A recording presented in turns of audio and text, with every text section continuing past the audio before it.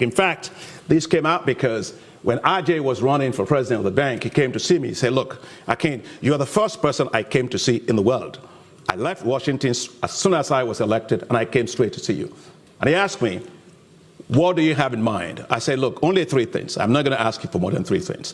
First, you work together with us to make sure Africa has 100% electricity.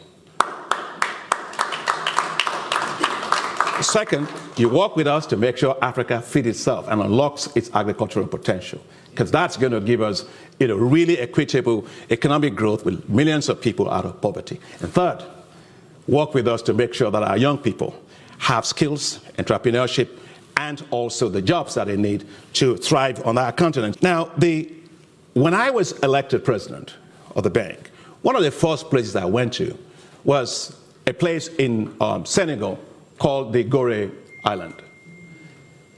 I wanted to feel that to be a moral compass for me as I started my summit.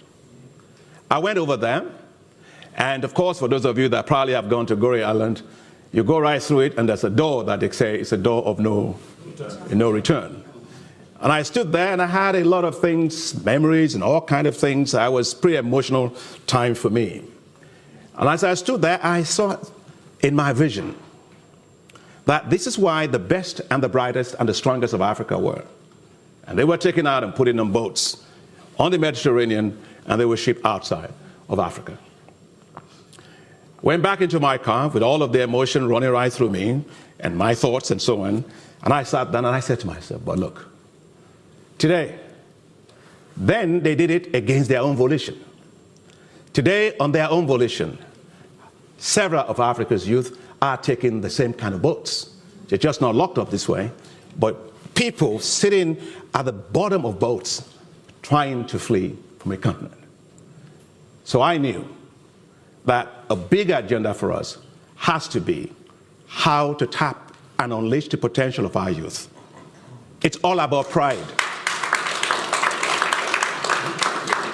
I was with Prime Minister Meloni of Italy at the Italy-Africa Summit, and she's good, she's doing a great job, and we had a great conversation. And I said, well, look, the issue of dealing with Africa's youth migration, the future of Africa's youth is not in London. It's not in America. It's not in Asia. It's not in Latin America. It's not in any parts of the world. It is in Africa, growing well, with quality growth, paying attention to inequality, and paying attention to turn its demographic asset into an economic dividend. The young people of Africa are the best assets we have, but we have to put our money to back them up, to take on the world, and they can do that. I wish to thank the Chatham House for inviting me here to speak today. It is great to be back here, as I just said, in this globally acclaimed and globally renowned ideation house, where contemporary issues are debated and discussed. Ladies and gentlemen, my last time here was when I was campaigning for the presidency of the African Development Bank Group in 2015. A lot has happened since then. I was elected in 2015, otherwise I wouldn't have been introduced as president of the African Development Bank, and re-elected for the second term in 2020 with 100% votes of all the 81 shareholder countries. Thank you. African and non-African. It is equally auspicious that I'm also speaking to you today, a few days after the annual meetings of the African Development Bank Group that we held in very beautiful city of Nairobi, Kenya. There, our shareholders unanimously approved an additional $117 billion increase in the capital of the African Development Bank Group. This follows an earlier general capital increase of the bank, which raised the capital of the bank from $93 billion, where I met it when I came, to $201 billion in 2019. This new capital injection last week brings the capital of the bank to $318 billion. So you can understand that in the context of changing global financial architecture that we've been asked to do, we're going to be bigger, bolder, and better. The historic increase in the financial capacity shows the confidence of our shareholders in African Development Bank's vision for Africa and our resolve and commitment to accelerate its growth and development, I must add, relentlessly. They did so because our high fives, which are the priorities of the bank, to light up and power Africa. You all know about that, I guess, to feed Africa, to integrate Africa, to industrialize Africa, and to improve the quality of life of the people of Africa. That's what we call the high fives at the African Development Bank. They have impacted on over 400 million people in the last 8 years. This newly injected capital will allow us to do more. It is therefore with great excitement of the wind in the sails of the African Development Bank that I am delighted to speak to you today on envisioning Africa's economic prospects. Ladies and gentlemen, the New York Times recently had as its headlines, "The future is African." I agree, of course, with the New York Times. Africa can no longer be ignored. I fully expect Africa to be the pivotal continent in the world, given its economic prospects. First, Africa's population is projected to reach 2.5 billion by 2050. And by then, 1 in every 4 persons on Earth will be African. With rising middle class and projected consumer and, of course, business expenditures projected to reach over $7 trillion, this is a formidable market of the future you cannot ignore. Second, with its burgeoning youth population of almost 1 billion people under the age of 35, Africa will boom with talented skills and form the workforce of the world. Third, with 65% of the uncultivated arable land left to feed 9.5 billion people in the world, it's not in Asia, it's not Latin America, it's not in Europe, it's not in China, it's in Africa. So what Africa does with agriculture is going to absolutely determine the future of food in the world. Fourth, the future of energy transition for a world powered largely with renewable energy will actually depend on Africa, because Africa has the largest solar potential in the world, which of course will be critical for developing green hydrogen and green ammonia that will power economies of the world towards net zero emissions.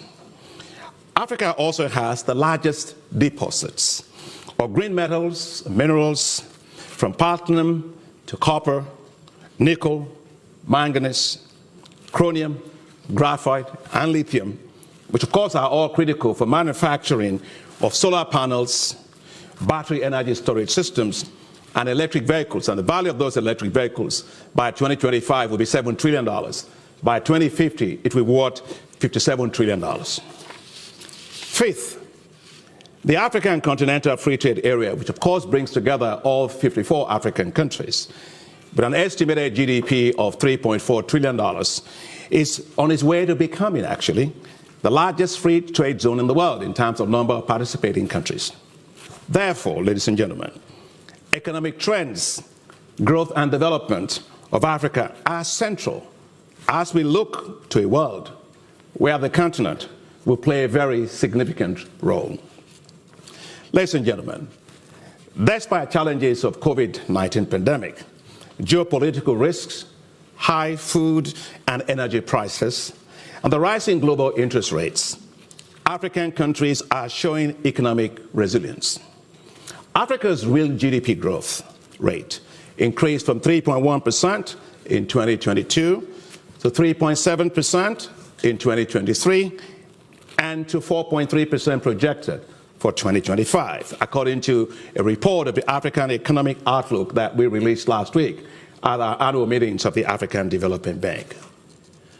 Africa is the second fastest growing region in the world, second only to Asia, and has actually 10 out of the 20 fastest growing countries in the world.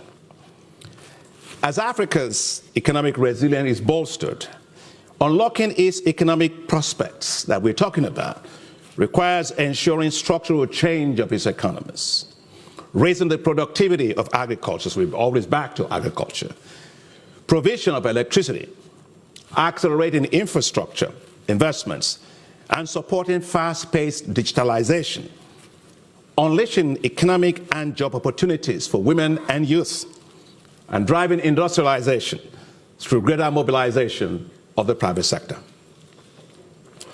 Assuring food security in Africa is top on the agenda for the African Development Bank. Of course, as you know, I'm an agricultural economist, and the first one ever to have come from an agricultural background to lead a global multilateral development bank. So, you know, agriculture is it at the front of the agenda. It's in my genes.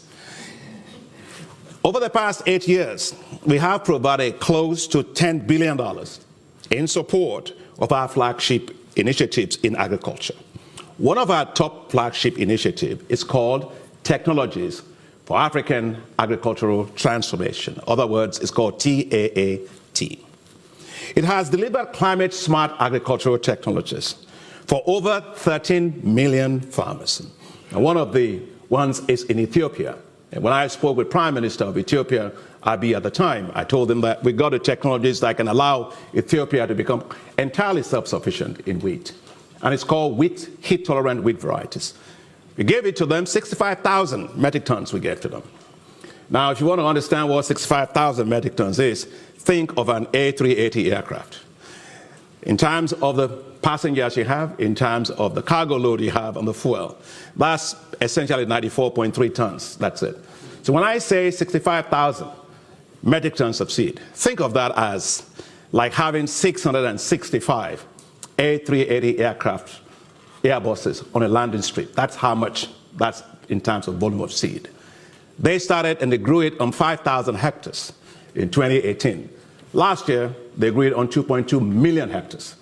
In less than 4 years, Ethiopia became 100% self-sufficient in wheat. That's a record. And so if you can do that in Ethiopia, there's no doubt in my mind that we can do it absolutely everywhere.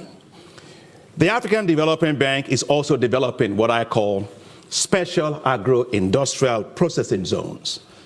We're doing those in 11 countries to support agro-industrialization and value addition and the development of agricultural value chains. You see, the size of the food and agricultural market in Africa is going to reach $1 trillion by 2030. And Africa cannot and should not continue to export primary commodities. The door to poverty is the export of primary commodities. The highway to wealth is value addition. And therefore, whether it's cocoa, whether it's coffee, whether it's tea, whatever it is that we have, we've got to not be at the bottom of that value chain. We must be at the top of that value chain. And that is why, without consolidated infrastructure that will drive structural transformation of agriculture, that's not going to happen. That's why we are investing heavily in these special agro-industrial processing zones to unlock that value for us. And of course, unlocking Africa's renewable energy resources and assuring energy supply, access, and security is fundamental for Africa's economic prosperity. As I speak to you today, still close to 600 million Africans don't have access to electricity.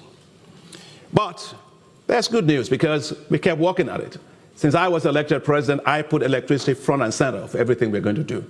Because you cannot industrialize in the dark. You cannot be competitive in the dark.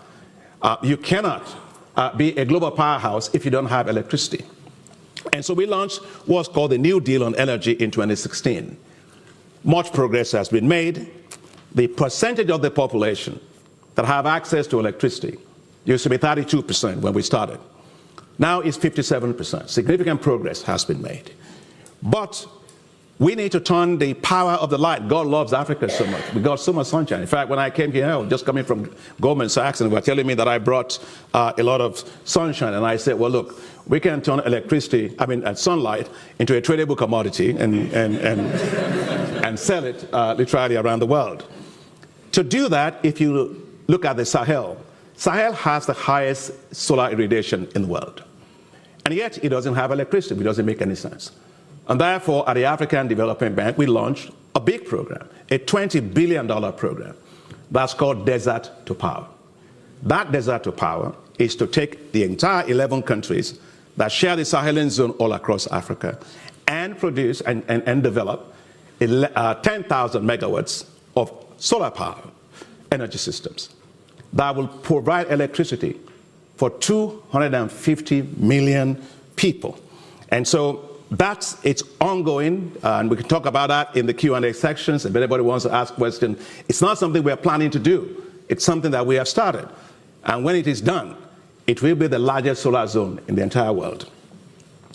Now, during the spring meetings of the World Bank earlier this year, my dear friend and colleague Ajay Banga, president of the World Bank Group, and I launched a bold effort to connect 300 million Africans to electricity by 2030, jointly between the World Bank and the African Development Bank. In fact, this came out because when Ajay was running for president of the bank, he came to see me. He said, look, Akin, you're the first person I came to see in the world. I left Washington as soon as I was elected, and I came straight to see you. And he asked me, what do you have in mind? I said, look, only three things. I'm not going to ask you for more than three things. First, you work together with us to make sure Africa has 100% electricity. Second, you work with us to make sure Africa feeds itself and unlocks its agricultural potential, because that's going to give us really equitable economic growth with millions of people out of poverty. And third, work with us to make sure that our young people have skills, entrepreneurship, and also the jobs that they need to thrive on our continent. So the first thing that and Ajay is probably going to be listening to me, so he knows that this is just the first one. My second one is coming, and the third one is coming, but he's a great guy. So we launched that, and we're working on it to be able to deliver it. And by the way, we're going to have an energy summit this year that will actually drive that agenda all across Africa. It's phenomenal. We've never seen that before. And that's a different way in which we work now today as global financial institutions. Ladies and gentlemen, the African Development Bank is investing heavily in human capital to unlock and to unleash the growth potential of Africa, tapping into the enormous potential that we have in the diaspora. I see many Africans here that are in the diaspora, right? So it's brain circulation that we have, right? Global expertise, but made available to Africa and tapped for Africa's benefit. And we are working today supporting universities of science and technology, expanding training in science, in technology, in engineering, in mathematics, and centers of excellence in biotechnology, in material sciences, in artificial intelligence, as well as technical and vocational training that will spur knowledge-based economies from Africa.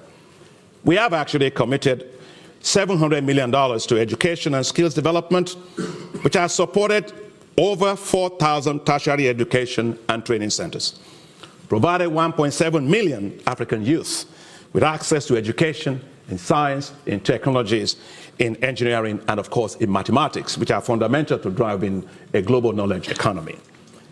The African Development Bank is supporting what we call coding for employment programs. The future of the world is about coding. That's the new currency in the world. And with our population, we want to be playing in that particular market to provide digital skills in supporting computer coding in partnership with Microsoft philanthropies. This is essential to drive the expansion of the rapidly expanding fintech industries in Africa. And as you know, Africa has witnessed a tripling of the number of startups that we have, reaching 5,200 between 2020 and 2021. The revenue of Africa's fintech companies has exploded to over $30 billion, projected by 2025. Now that trend, in terms of the size of the digital economy, was estimated by Google and also by IFC, the International Finance Corporation, to reach $180 billion by 2025, just next year. And by 2050, it will reach $712 billion. So unleashing the potential of that digital economy will require large-scale investments in digital infrastructure, including fiber optics, data centers, and the expansion of mobile networks to improve connectivity.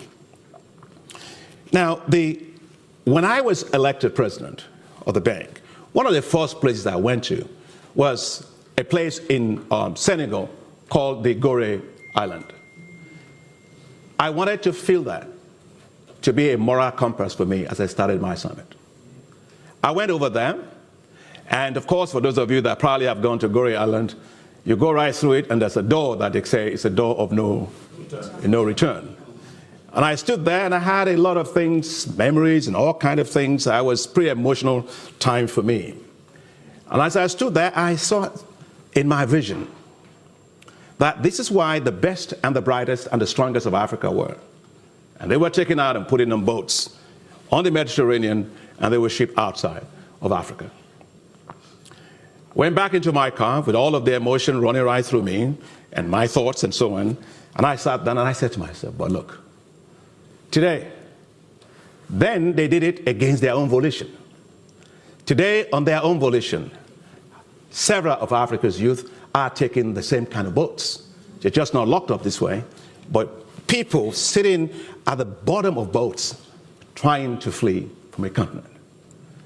So I knew that a big agenda for us has to be how to tap and unleash the potential of our youth. It's all about pride. I was with Prime Minister Meloni of Italy at the Italy-Africa summit, and she's good, she's doing a great job, and we had a great conversation. And I said, well, look, the issue of dealing with Africa's youth migration, the future of Africa's youth is not in London. It's not in America.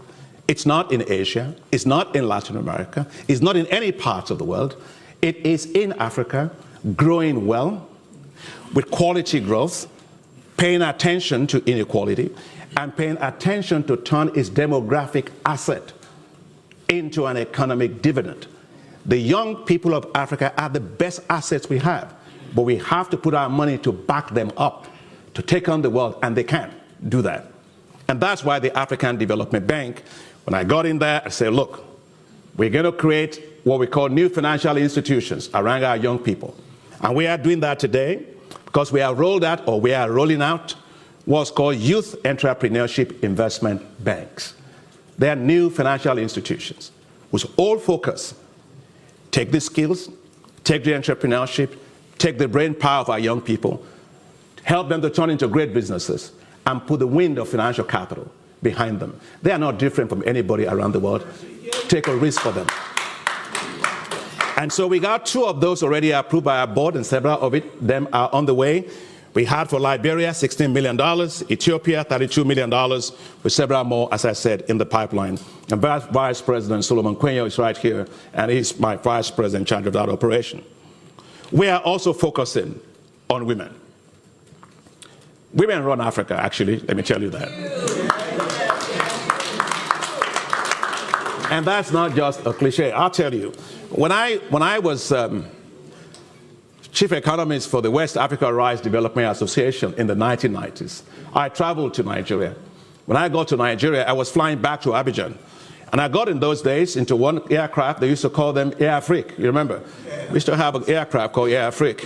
And as I got in there, I saw so many women carrying baskets on their head with a lot of clothing, all kind of wrappers and stuff in it.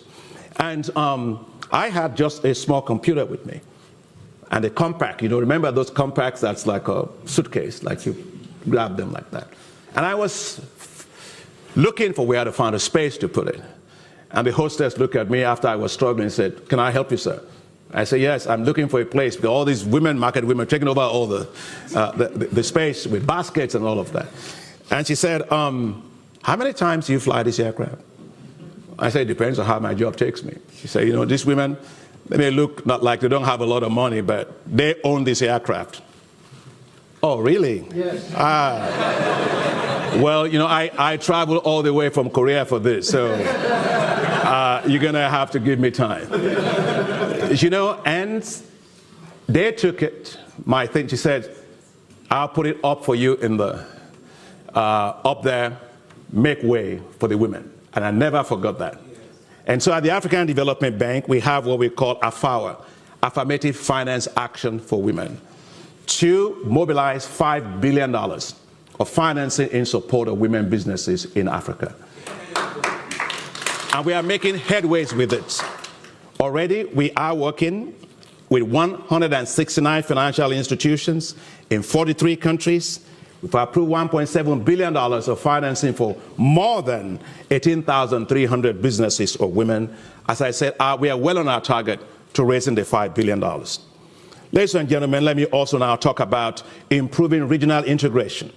To assure the success of the Africa Continental Free Trade Area, we provided more than $50 billion in support of infrastructure in the last 8 years. That includes infrastructure for ports, for rails, for digital infrastructure, for water, for sanitation and digital infrastructure. We also launched a new effort called Alliance for Green Infrastructure in Africa, which is to mobilize $10 billion to build green infrastructure all across Africa, because we're just getting most of our infrastructure done, and we want it to be green. And Minister Amadou Hott, former Minister of Economy of Senegal, is my special envoy doing that. We are mobilizing private sector investments in Africa. We supported a $24 billion LNG project in Mozambique, which will provide $66 billion of revenue for Mozambique and make it the third largest exporter of LNG in the world. We've supported Aliko Dangote's refinery, $19.5 billion refinery, which is the largest single-train refinery in the world, and also ammonia plant. OCP in Morocco, it's the largest phosphate company in the world, and we are also supporting that.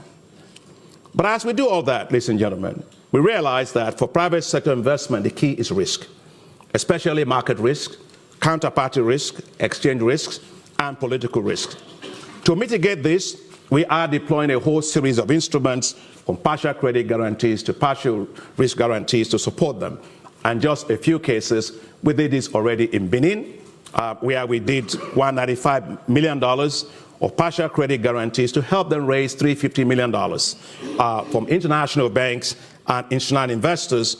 And two critical things: it lengthened the maturity of their issues, and it also reduced the interest rate by more than 290 basis points below what they would have actually gotten if they actually went on their own. We've done the same also for Egypt, to allow them to raise a $500 million panda bond, the first ever by an African sovereign on the China capital markets, which won one of the deals of the year. We are also now, if you look at Tanzania, DRC, and Burundi, they have a $3.5 billion railway project that we are using partial credit guarantees to mobilize all the capital to help make that happen. But as we talk about that, you know, the issue is exchange risk. And that happens because in Africa you have currency denominated loans in foreign currency, but you're getting a lot of your counterparties' revenues in local currency. And therefore we are deploying a whole slew of instruments to deal with that local currency products. And that includes local currency loans, the use of private sector FX hedging institutions, such as TCX, for example. Now, as I go around, I'm asked a lot of questions about the issue of risk in Africa. Look, I'm not denying that there are risks, but Africa is no more riskier than any part of the world. But don't believe, a lot of it is perception. Well, perception is not reality, and I'll tell you why. You know, Moody's Analytics did an assessment, 14-year assessment of the cumulative losses on infrastructure around the world. Guess what they found? They found that losses in Africa was 1.9%. In North America, it was 6.6%.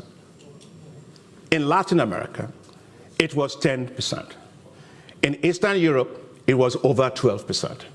In Western Asia, 4.6%. Now you tell me. Perception is not reality. And that's why we are working today, and I understand there are risks, so don't get me wrong, but I'm just saying we are now more riskier than any other part of the world. And that's why I'm glad to be in UK today. You know, your minister, Minister Mitchell, is a fantastic minister for you at FCDO. We've got $2 billion guaranteed from the FCDO to free up $2 billion for climate finance. We've got another $1 billion freed up by guarantee from the FCDO to allow us to put $1 billion in supporting South Africa's just energy transition. And for those of you that have been to the Africa Investment Forum, which we brought together, investors to Africa. In the last 5 years that we've done it, we've mobilized well over $180 billion of investment interest to Africa. Does that sound to you like a continent that doesn't have a lot of opportunities? No. It tells you the opportunities are limitless. We just have to manage the risk. When I go around, people say, well, Africa has risk. I say, my job is not to market Africa's risks or Africa's challenges. My job is to market Africa's opportunities and manage its risks. It's a risk-return world, and Africa is no different. Now, let me say that as we look at the economic prospects, they are strong. But as I close, I want to say they will require overcoming some significant headwinds. One of it is climate change. Climate change is buffeting Africa. We lose $7 to $50 billion a year from climate change. That will rise to roughly $50 billion by 2030. But we get only 3% in terms of climate finance. We get $30 billion. The need is $277 billion. But we at the bank, we are doing more about that for ourselves. When I was elected president, we put in 9% of all of our financing into climate. Today, we are putting 55% of all our financing into climate. And we also have launched what is called the Africa Adaptation Acceleration Program, or AAAP. It's the largest adaptation program in the world. It's $25 billion with the Global Center on Adaptation. The second headwind is debt. We have, of course, 22 countries at high risk of debt distress. And this is because concessional financing has declined globally. And this year, debt service payments by African countries will be $74 billion. And that is up from $17 billion in 2010. So, ladies and gentlemen, as we are passionate about the vision and the potential of Africa, we have to do the following to be able to make sure Africa gets the resources to achieve that target. Action is needed in 5 areas. First, the G20 Common Framework, which is the bilateral and multilateral pact to do this, must work faster for Africa. We can't afford to have a lost decade like we had during the multilateral debt relief initiative or the issue we had in the 1990s. Second, the global financial architecture needs to deliver greater concessional financing for Africa. And we have a tool for that. That's called African Development Fund. We are going to be going for our 17th replenishment of that fund. IDA of the World Bank is on its 24th replenishment of that. We want to make sure that we get more of concessional financing so countries are not going to the capital markets at very high rate, commercial rate to do development. You can't do development at commercial rate. Third, we have to make sure that the global financing system delivers more for Africa and avoid economic divergences that are coming about because of slow economic recovery of Africa from COVID. COVID went away, yes. People have long COVID, but we had long fiscal COVID in Africa today.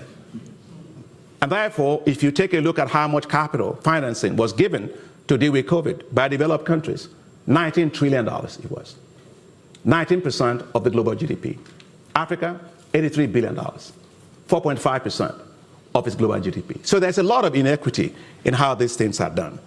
Also, take a look at its special drawing rights, which were issued by the IMF. They are contingent facilities to deal with global shocks. $650 billion were issued. Africa, guess what? Got $33 billion. That's 4.5% for a population of about 1.2 billion, 1.3 billion people. And so, but I'm delighted, however, that the African Development Bank, working with the Inter-American Development Bank, we came up with a structure that can allow those SDRs to be used better and leveraged.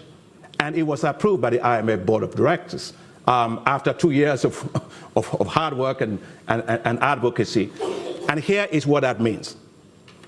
Because we are AAA rated financial institutions, $1 of SDR would turn to $4 because we are AAA rated financial institution.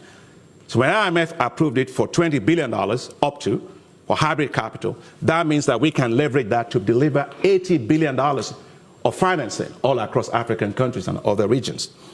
I also want to say, finally, that it has to do with how African sovereigns and non-sovereign are rated. We are not rated fairly. We are not rated fairly. If Africa's ratings are actually done fairly, The United Nations Development Program says that Africa would save $75 billion a year in interest service payments. So, and that's why, for us, we take this issue very seriously, and we are working with Africa to set up an Africa credit rating agency. It's not to replace global rating agencies. No, don't get me wrong. If you go to a doctor, here's your scan, you must also be able to get a second opinion. And so that's very important, that the risks are well understood.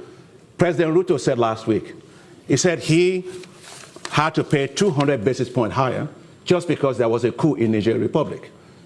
And he had to tell the rating agency, I don't know the particular one, that last time he checked the map of Kenya, Niger was not inside of the map. So as I close, Africa's trajectory will be stronger as we tackle these challenges, but we must improve security. Security is a big issue that we must do, and deliver more concessional financing. At the end of the day, what will make the most difference is mobilization of domestic resources. It will require strong macroeconomic and fiscal management, expanding tax resources, tax revenues, reducing corruption and illicit capital flows, improving fiscal management, financial management, and unlocking the huge potential of our natural capital assets, which is more than $6.8 trillion. Ladies and gentlemen, the Africa we want is within reach. We can see it. It's within reach. We are making good progress, and we're in the right direction. With strong political will, and maybe stronger political will, global partnerships and regional cooperation, Africa will emerge as the pivotal continent. An Africa critical for the future of the world. An Africa thriving, peaceful, and prosperous. It's a vision Africa deserves. It's a vision we must do all to achieve. Thank you very much.